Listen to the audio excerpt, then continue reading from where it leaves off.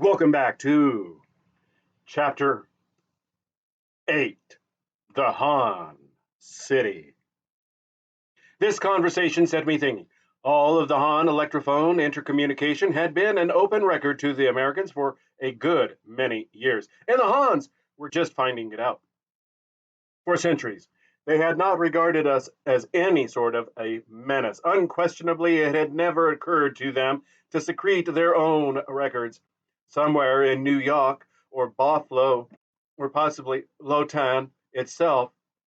The record of this traitorous transaction would be more or less openly filed if we could only get at it.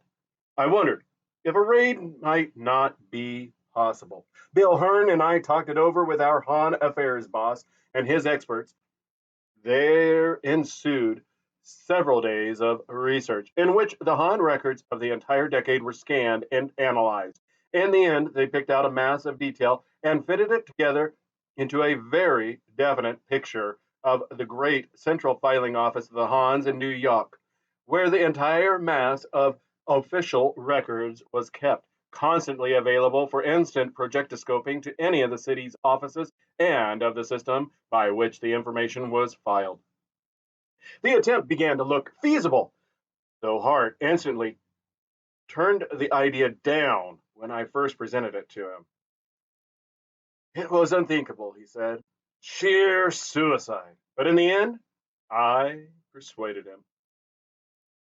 I will need, I said, Blash, who is thoroughly familiar with the Han library system, Bert Gaunt, who for years has specialized on their military offices, Bill Barker, the ray specialist, and the best swooper pilot we have. Swoopers are one-man and two-man ships developed by the Americans with skeleton backbones of inertron during the war, painted green for invisibility against the green force below, and bellies of clear ultron. Well, that will be Mort Gibbons, said Hart. We've only got 3 swoopers left, Tony, but I'll risk one of them if you and the others will voluntarily risk your existence. But mind, I won't urge or order one of you to go.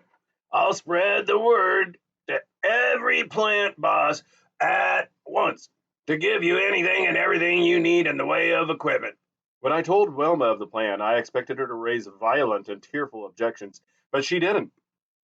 She was made of far sterner stuff than the women of the 20th century.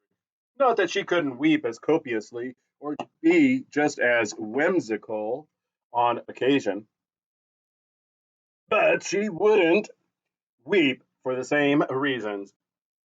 She just gave me an unfathomable look in which there seemed to be a lot of pride, and asked eagerly for the details.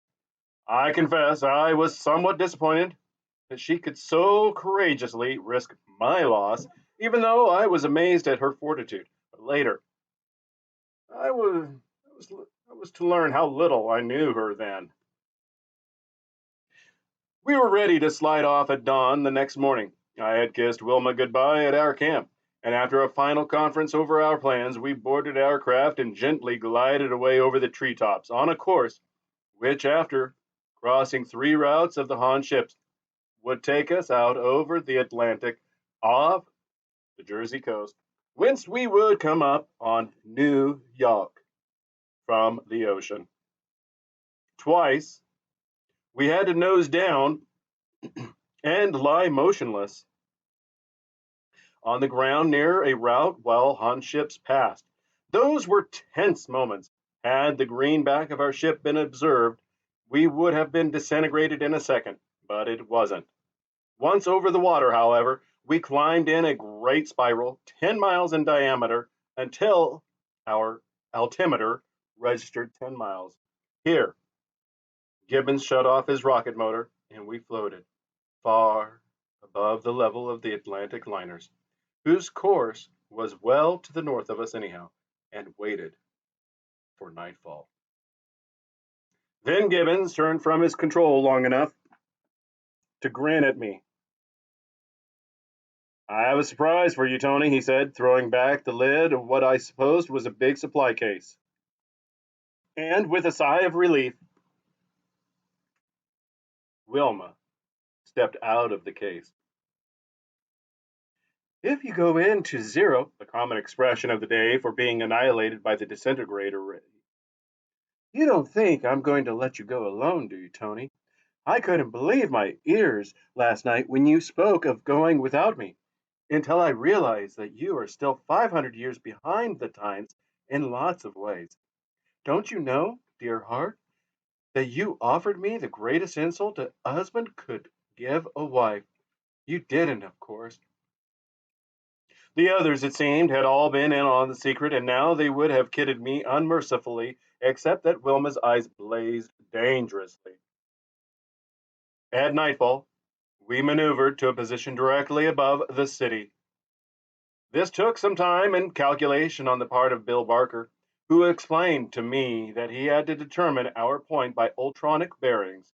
The slightest resort to an electronic instrument he feared might be detected by our enemies' locators. In fact, we did not dare bring our swooper any lower than 5 miles for fear that its capacity might be reflected in their instruments.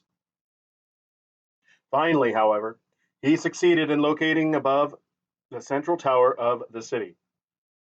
If my calculations are as much as 10 feet off, he remarked with confidence, I'll eat the tower. Now the rest is up to you, Mort. See what you can do to hold her steady. No, here, watch this indicator, the red beam, not the green one. See, if you keep it exactly centered on the needle, you're okay. The width of the beam represents 17 feet. The tower platform is 50 feet square, so we've got a good margin to work on. For several moments, we watched as Gibbons bent over his levers, constantly adjusting them with the deft touches of his fingers. After a bit of wavering, the beam remained centered on the needle. Now, I said, let's drop. I opened the trap door and looked down, but quickly shut it again when I felt the air rushing out of the ship into the rarefied atmosphere in a torrent. Gibbons literally yelled a protest from his instrument board. I forgot, I mumbled. Silly of me. Of course we'll have to drop out of the compartment. The compartment to which I referred was similar to those in some of the 20th century submarines. We all entered it. There was barely room for us to stand shoulder to shoulder with some struggles. We got into our special air helmets and adjusted the pressure. At our signal, Gibbons exhausted the air in the compartment, pumping it into the body of the ship, and as the little signal light flashed, Wilma threw open the hatch. Setting the Ultron wire wheel, I climbed through and began to slide down gently. We all had our belts on, of course, adjusted to a weight balance of but a few ounces. And the 5 mile reel of Ultron wire that was to be our guide was of gossamer fineness. Though, anyway, I believe it would have lifted the full weight of the five of us, so strong and tough was this invisible metal. As an extra precaution, since the wire was one of the purest metal and therefore totally invisible, even in daylight, we all had our belts hooked on small rings that slid down the wire. I went down with the end of the wire. Wilma followed a few feet above me. Then Barker, Gaunt, and Blash. Gibbons, of course, stayed behind to hold the ship in position and control the paying out of our line. We all had our ultraphones in place inside our air helmets so we could converse with one another and with Gibbons. But at Wilma's suggestion, although we would have liked to let the big boss listen in, we kept them adjusted to short range work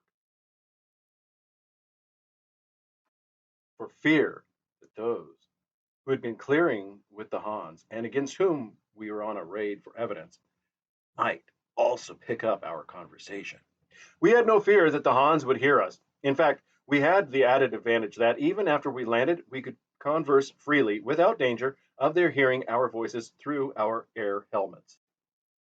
For a while, I could see nothing below but utter darkness. Then I realized from the feel of the air, as much as from anything, that we were sinking through a cloud layer. We passed through two more cloud layers before anything was visible to us.